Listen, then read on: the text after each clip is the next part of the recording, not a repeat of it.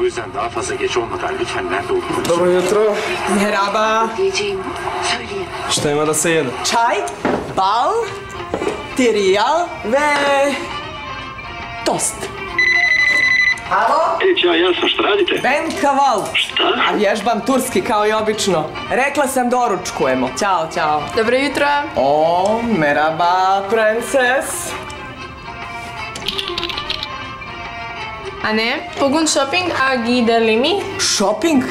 Kakav shopping? Pazar, aman. Aman, dosta je turskog za danas.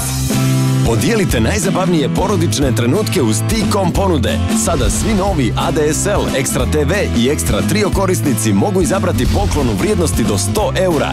Opremu dobijaju besplatno. Posjetite T-Centar.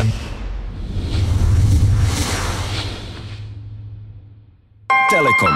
Podijeli doživljaj.